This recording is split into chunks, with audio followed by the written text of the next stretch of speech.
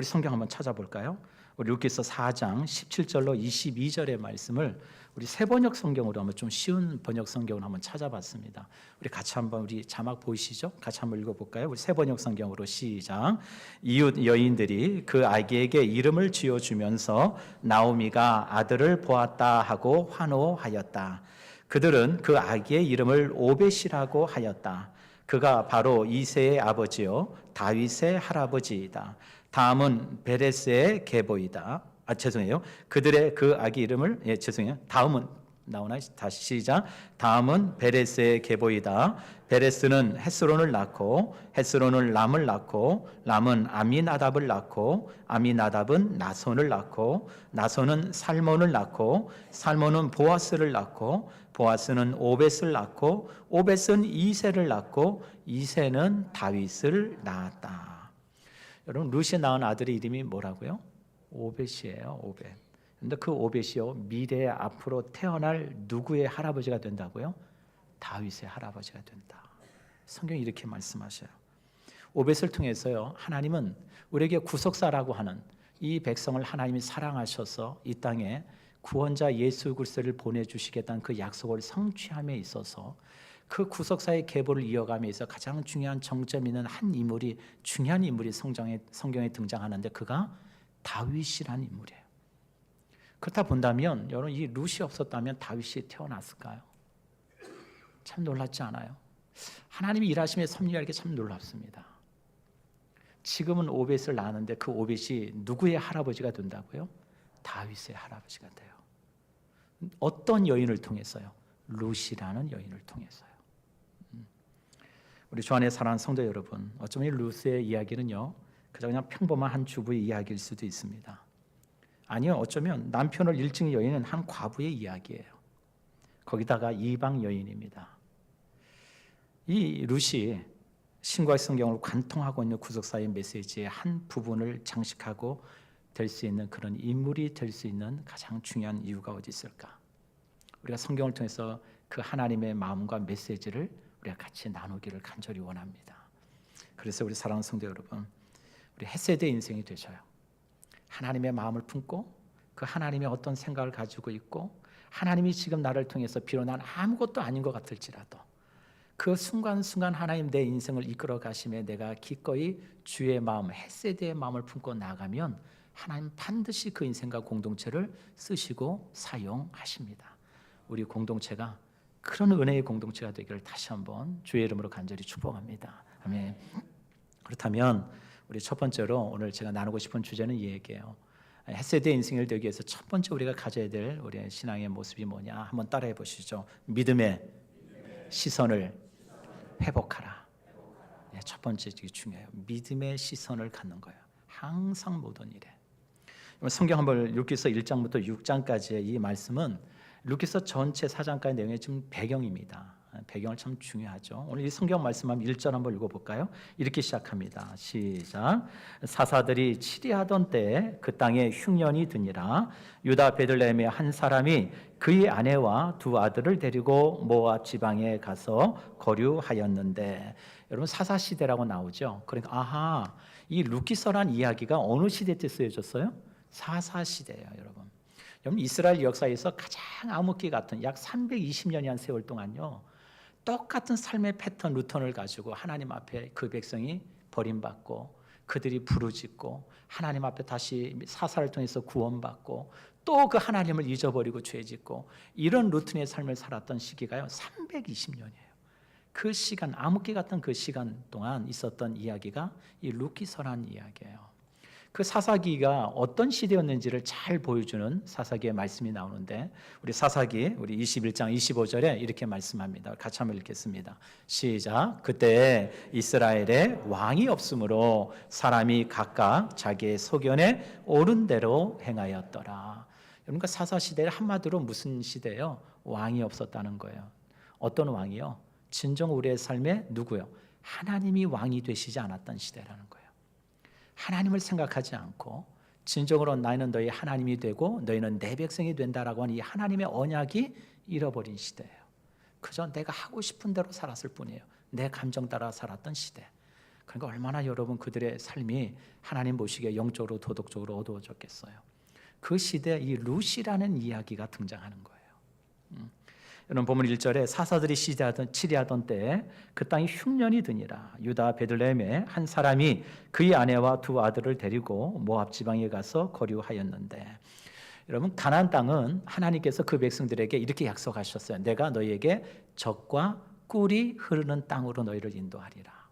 여러분 그 말씀은 무슨 얘기예요? 하나님이 약속하신 이스라엘 백성들에게 가나안 땅은 하나님이 책임져 주시고 보장해 주시는 땅이라고요.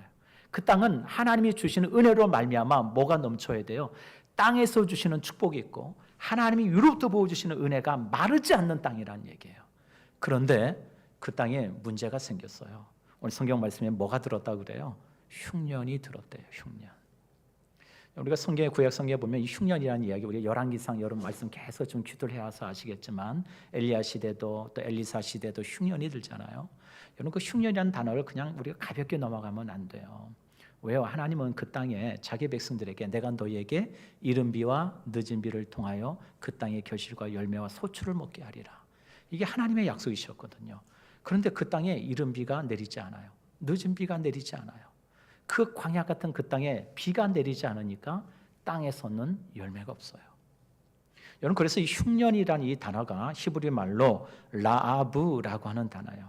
이 라아브라는 단어의 뜻은 배고픔, 굶주림, 결핍, 부족함이란 뜻인데, 여러분 여기서 착각하시면 안 될 것이 이 단어는요 그저 먹을 것이 좀 부족한 상태, 조금만 내가 버티고 애쓰면 되는 그런 상태를 얘기하는 게 아니라 절대적인 결핍을 의미하는 거예요. 살 수 없는 상태예요. 그냥 내가 엔간히 버틴다고 해서 버틸 수 있는 그런 걸 얘기하는 게 아니에요. 도저히 살 수 없는 환경이에요. 그게 흉년 라아브라고 하는 단어예요. 여러분 그러니까 얼마나 이 시기가 정말 처절하게 굶주리고 애타는 그런 시기였는지 알 수 있는 것이죠. 왜 이런 상태가 되었다고 얘기하느냐? 신명기 1장 11절로 17절의 말씀에 보면 한 가지로 말씀하셔요. 그들이 하나님을 버렸기 때문이다 라고 성경이 말씀하셔요. 우리 사랑하는 성도 여러분, 하나님의 은혜가요, 우리가 인생을 살다 보면 하나님의 은혜가 내 인생에서 이렇게 좀 가까이 하시지 않는 것 같고 하나님 내게 은혜를 주시지 않는 것 같은 시기가 있죠. 왜 하나님이 내 삶을 간섭해 주시지 않으시지? 왜 내 삶에 아무런 변화가 없지? 라고 느껴지실 때 여러분 어떻게 하십니까? 여러분 예배 시간에 솔직히 여기 앉아 있지만 말씀이 전혀 들리지가 않아요. 여러분 기도하려고 하는데 자꾸 왜 이렇게 기도가 뻑뻑하고 힘이 드는지. 전에는 좀 사소한 거라도 좀 감사합니다. 그냥 감사합니다. 항상 내 입술에서 감사가 떠나지 않았는데 왜 이렇게 자꾸 모든 일이 자꾸 불평이 생기고 원망이 생기고 자꾸 누군가가 뭔가 잘하는 걸 보면 자꾸 내 마음속에 시기가 섬기고. 여러분 그런 삶이 내 안에 일어나고 생각한다면 여러분 한 번쯤 내 자신을 돌아보셔야 돼요. 내 삶에 하나님의 은혜가 지금 임하고 있는지, 하나님의 은혜가 내 삶을 지배하고 있는지. 여러분 다른 방법이 뭐 있을까요? 다른 방법 없어요. 그저 하나님께 나가서 엎드리셔야 돼요. 하나님께 엎드리셔야 돼요. 다른 왕도는 없습니다. 처절한 몸부림으로 하나님을 찾고 구하셔야 돼요. 내 삶의 모든 연약한 부분들을 하나님께 내려놓고 회개하셔야 돼요. 하나님께서 우리의 삶에 가까이 하지 않는 이유 중에 많은 이유가 있지만 그 중에 이유 하나는 우리의 삶의 죄 때문이라고 말씀하시거든요. 하나님이 싫어하는 것이 내 삶에 자리 잡고 있으면 하나님의 은혜가 멈춰요. 하나님께 가까이 가는 게 두려워요. 우리 사랑하는 성도 여러분, 하나님은요 전심으로 자기를 구하는 자에게 능력을 베푸시는 하나님이세요. 그 마음에 그것이 진실되고 하나님이 살아계심을 바라보고 하나님을 두려워하는 마음으로 하나님을 찾으시면 하나님 반드시 그 인생을 만나 주십니다. 우리 공동체가 그런 은혜로 하나님 앞에 붙들릴 수 있기를 주의 이름으로 간절히 축복합니다. 아멘. 그럼 베들레헴에요, 이 한 사람이 두 아내와 아들을 데리고 도저히 베들레헴에서 못 살겠다 하고 이제 모압으로 갑니다. 이 한 사람이 누군가 봤더니 2절에 보니까 그 사람의 이름이 이렇게 나오죠. 2절에 보면 그 사람의 이름은 엘리멜렉이라. 여러분 엘리멜렉 이름이 뜻이요 아주 좋은 이름이에요. 엘리라는 단어와 멜렉이라는 단어가 합쳐진 단어거든요. 여러분 엘리라는 단어는 많이 들어보셨죠? 엘리야, 엘리사만 있죠. 예, 그 엘리예요. 엘리, 나의 하나님 이런 뜻이잖아요. 나의 하나님. 멜렉이란 단어는 왕이란 뜻이에요. 왕, 멜렉.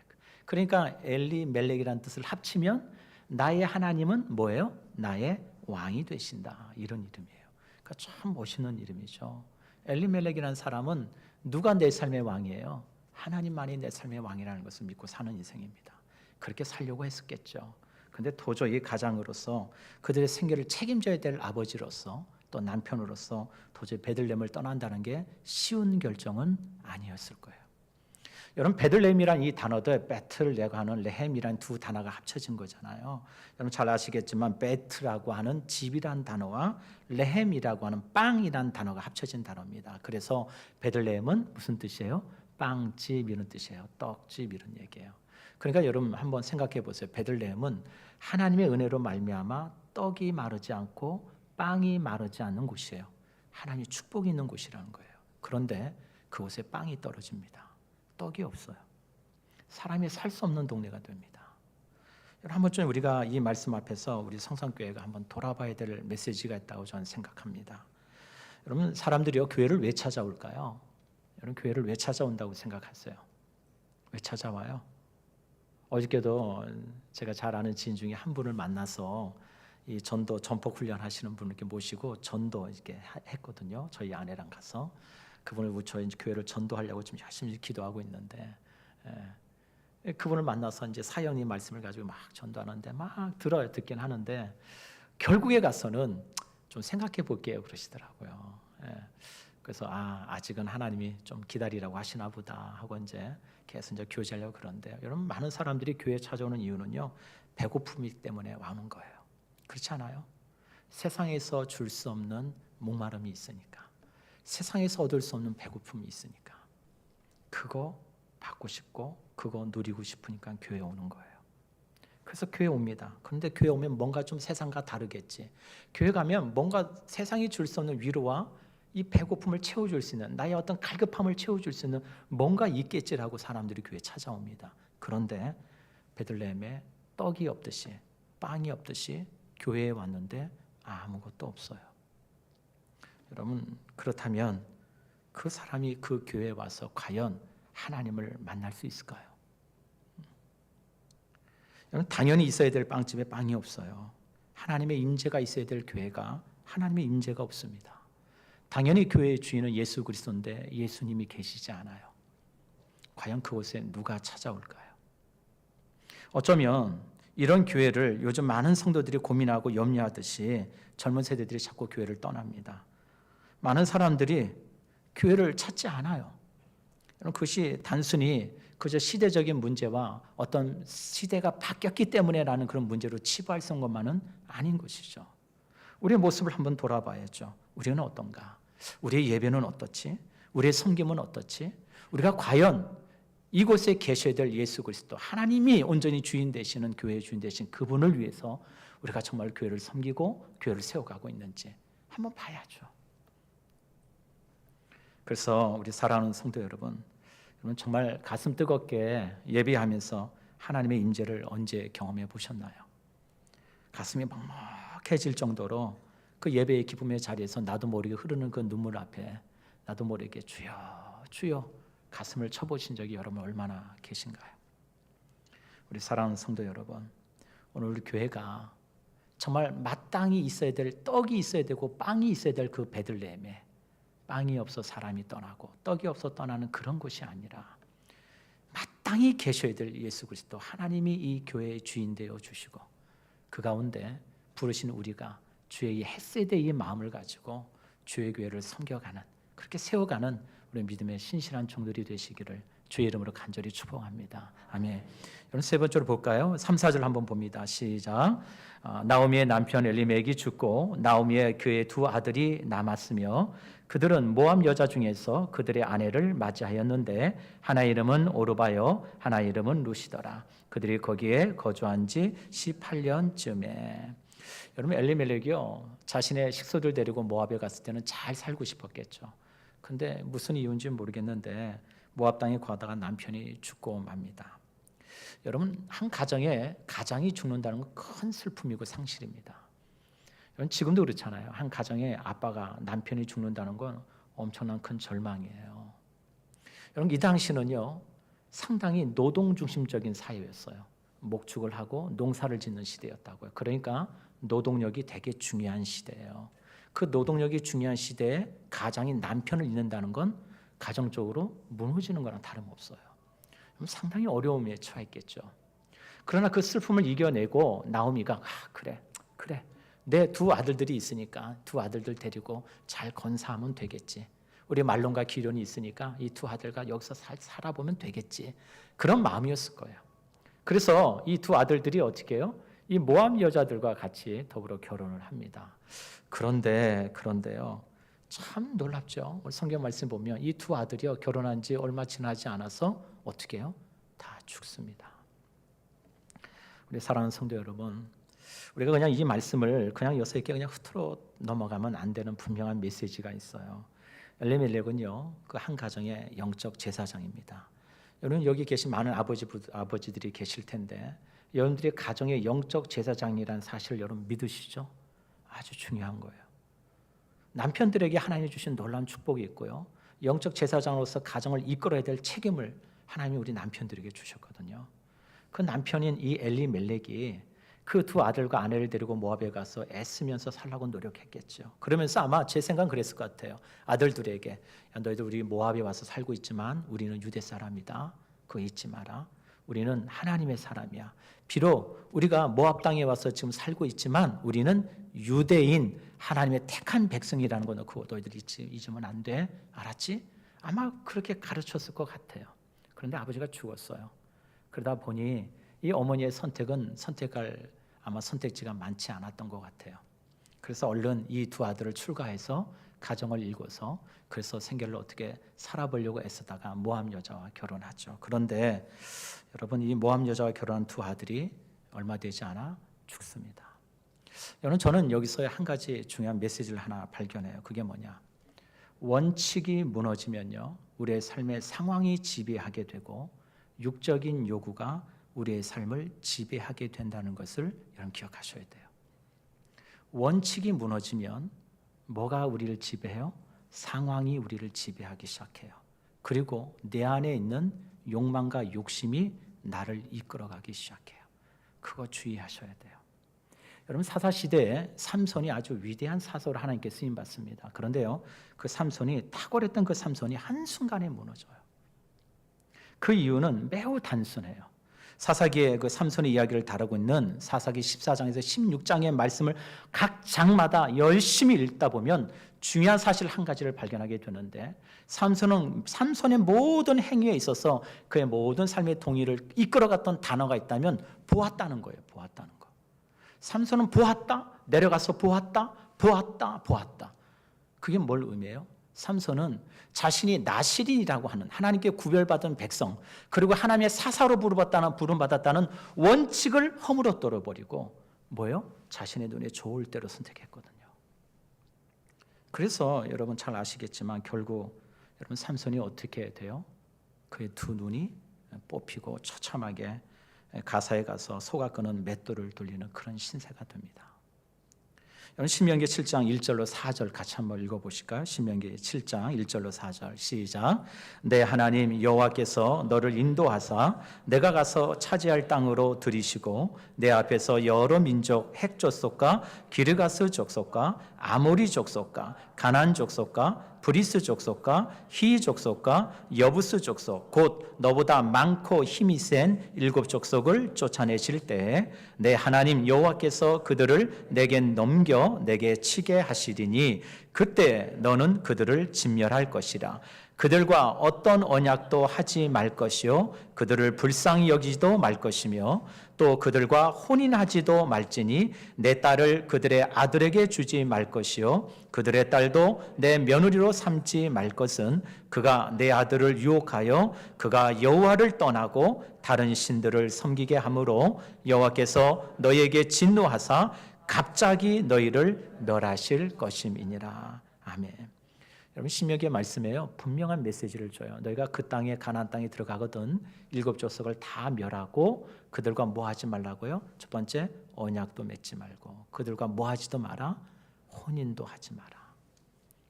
여러분 참 이 말씀이요 이스라엘 백성들에게 삶의 원칙이 되어야 되는데 그들의 삶의 원칙이 되지 못해요. 사랑하는 성도 여러분, 우리의 삶에요 항상 하나님의 뜻보다 내 욕구와 욕심이 먼저가 되면요 반드시 그 삶에 무너짐이 찾아오게 돼 있어요. 사랑하는 성도 여러분, 우리 자녀들이 신앙생활 하기를 잘하기를 원하시죠? 우리 아이들이 정말 하나님 잘 믿고 정말 하나님의 나라에서 쓰임 받기를 원하시죠? 그러세요 정말? 한 3분만 그러신 것 같고 나머지 분들은 뭐 그러든 말든 정말 내 자녀들이 하나님 잘 믿고 예수 믿고 살아가길 원하시죠? 여러분 그러려면요 나부터 부모된 나부터 예수 잘 믿으셔야 돼요. 나부터 하나님 사랑하시고 하나님 앞에 엎드릴 줄 아는 인생이 되셔야 돼요. 그리고 무엇보다도 하나님의 말씀이 내 삶의 원칙이 되셔야 돼요.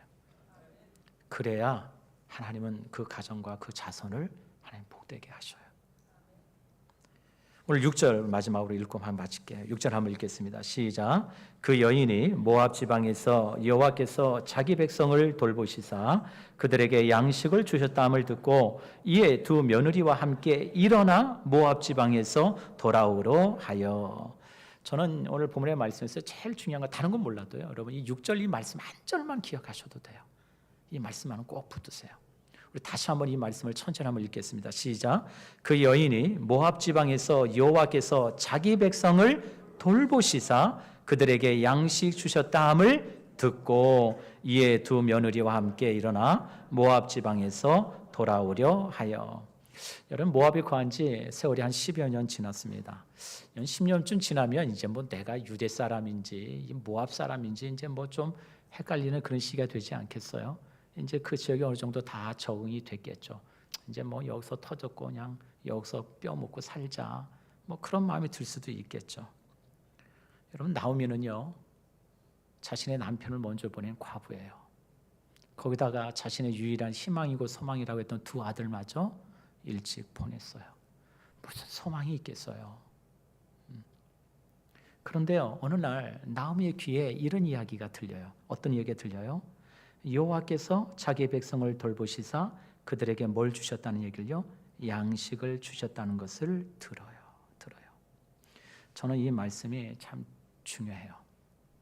여러분 똑같은 소식을 듣더라도 또 똑같은 이야기를 듣더라도 그래 그 참 좋은 얘기인가 보다. 그래 참 감동이 되네. 뭐 이런 이야기를 우리가 들을 수 있겠죠. 그러나 제일 중요한 것은 믿음의 사람은요.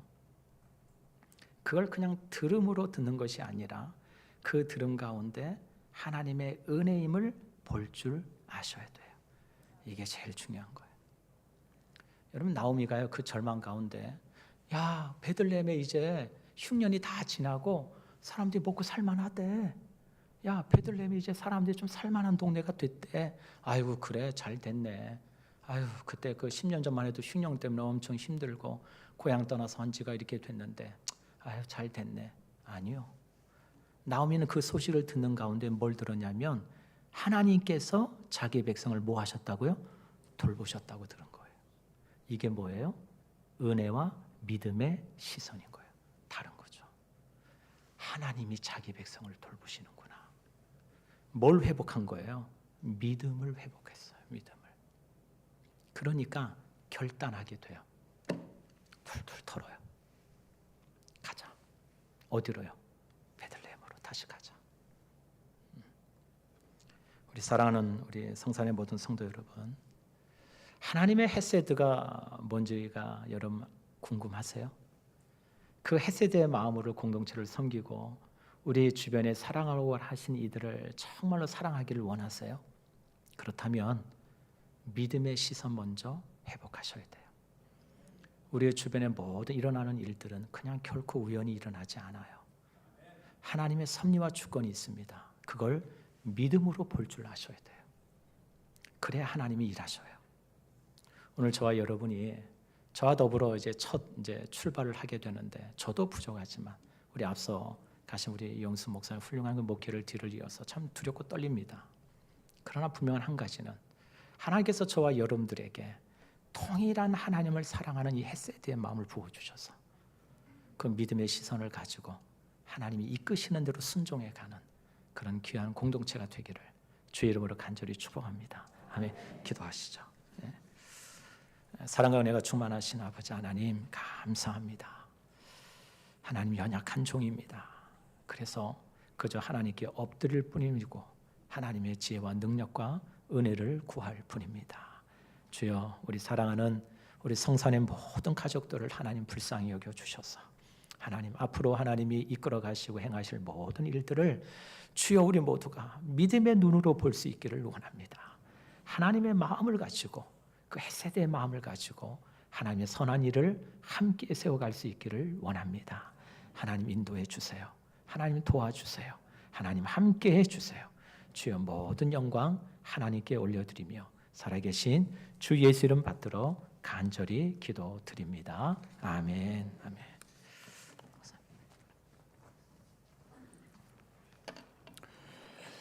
예, 앞으로의 말씀이 더욱 기대가 되시리라 생각을 합니다. 우리 찬송가 200장 달고 오면 그 말씀, 앞으로 선포되어지는 모든 말씀들이 바로 이런 은혜로 말씀으로 충만하기를 소원하면서 우리 200장 한번 부르십시오.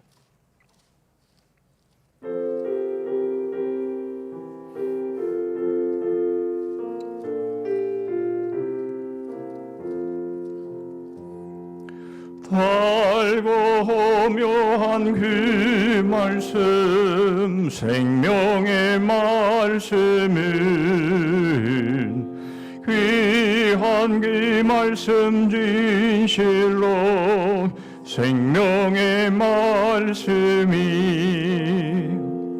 나의 길과 믿음 밝히 보여주니 아름답고 귀한 말씀 생명샘이로다. 아름답고 귀한 말씀 생명샘이로다. 귀한 주님의 말씀은 내 노래 되도다. 모든 사람을 살리는 생명의 말씀은 값도 없이 받아 생명길을 가니 아름답고 귀한 말씀 생명샘이로다. 아름답고 귀한 말씀 생명샘이로다. 널리 울리어 퍼지는 생명의 말씀은 마음의 용서와 평안을 골고루 주나니 다만 예수 말씀 듣고 복을 받네. 아름답고 귀한 말씀 생명샘이로다. 아름답고 귀한 말씀 생명샘이로다.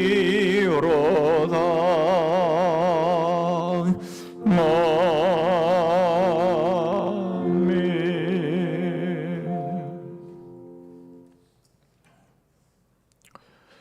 예, 주보에 있는 광고들은 다시 광고를 드리지 않아도 되리라 싶습니다.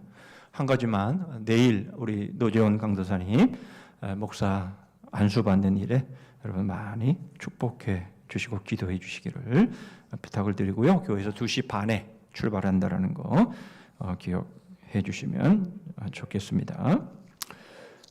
다른 것들은 주보를 참고해 주시기를 바라고요. 우리 갈래페 효도 관광이 이번 목요일 날 17일 날 목요일이죠? 목요일? 네, 17일 날 강원도 인제를 향해서 이제 다녀오시고자 합니다. 오전 8시에 교회에서 출발하는 것으로 여러분들이 아시고 조금 먼 곳이기 때문에 시간을 조금 일찍이 출발을 하게 되는데요. 시간 맞춰서 우리 어르신들이야 뭐 항상 일찍 오시니까 시간 늦어서 출발이 늦지 않도록 해 주시기를 바랍니다. 더불어서 이제 나이를 들면 잔소리가 많아진다 그러는데 잔소리 하나를 하도록 하겠습니다. 이제 우리 어르신들이 원래는 1박 2일로 효도관광을 다녀오셔야 되는데 이제 우리 어르신들이 교회의 상황과 형편 때문에 그냥 당일로 이렇게 다녀오신다 이런 말씀을 하셨는데요. 너무 감사하죠. 어르신들이니까 충분히 그렇게 생각하실 수 있겠습니다만은 그러나 그렇게 되면 교회는 계속해서 줄어들어요. 쪼그라들어요. 우리가 계획한 대로 가면 하나님이 채워주시고 하나님이 함께 하실 것이다. 이렇게 해서 교회를 생각하시는 마음은 충분히 이해를 합니다만은 그러나 가급적이면 교회의 형편에 자꾸 맞추지 말고 앞으로 하나님께서 우리 교회를 통해서 하실 일들에 대해서 좀 더 폭을 넓게 이렇게 가지고 가시면 하나님이 다 채우시리라 저는 그렇게 믿습니다. 네, 지난 22년 동안 그렇게 해오셨고요. 앞으로도 그렇게 하실 줄을 저는 믿습니다. 잔소리입니다. 뭐 나무라는 게 아니고요. 꼭 그렇게 줄여가지 말고 자꾸만 늘려 가실 수 있도록 그게 터무니없는 거라면 그건 잘못된 거죠. 그러나 터무니없는 게 아니라 정말 우리가 기도함으로 가는 일이라면 하나님께서 다 채워주십니다. 그리고 이제 오늘도 믿음의 시선을 회복하라라는 말씀을 저에게 도전해 주셨는데 믿음의 시선을 회복하면서 그렇게 나가셨으면 좋겠고요. 한 가지 더 잔소리하겠습니다. 이제 내일부터 이제 우리 정성영 목사님이 새벽 기도를 이제 하십니다. 그리고 모든 이제 예배 때마다 설교를 하실 텐데요. 적응하실라 설교 준비하실라 굉장히 바쁘실 거예요. 그런데 여러분들이 참석을 안 한다. 그러면 가다가 힘이 빠질 겁니다. 그러지 않도록 지금까지 새벽기도 제가 인도했기 때문에 새벽기도 안 나오신 분들 괜찮습니다. 제가 뭐라고 안 그럴 거니까 내일부터라도 여러분 꼭 참여를 하셔서 목사님이 앞에서 힘껏 목회하심에 있어 여러분들이 좀 많이 힘이 되도록 그렇게 해주시면 너무 좋겠다 하는 바람을 꼭 말씀을 드리고 싶어요. 그래서 안 나오셨던 못 나오셨던 그런 예배 시간을 좀 나오셔요. 좀 나오셔서 주옥 같은 말씀, 은혜로운 말씀 꼭 듣고 그렇게 은혜롭게 신앙생활을 다 달려가셔서 천국에서 만났으면 좋겠습니다. 네, 시간이 좀 남아서 잔소리를 좀 했습니다. 이제 목사님 나오셔서 축도해 주시고 우리 예배를 마치겠습니다. 지금은 우리 주 예수 그리스도의 은혜와 우리 하나님의 무한하시고 만극하신 사랑하심과 성령님의 위로교통 충만케 하시는 놀라운 역사가 오늘 주의 말씀을 듣고 우리의 마음 가운데 흐려지고 옅어지고 무뎌졌던 믿음의 시선을 다시 한번 회복하며 주의 은혜의 말씀 앞에 그 은혜를 따라 살아가기로 결심하고 나아가는 우리 고개 숙인 모든 믿음의 권속들 머리 위에와 이 교회 위에와 나라와 민족과 다음 세대 위에 지금부터 영원토록 함께 계실지어다. 아멘.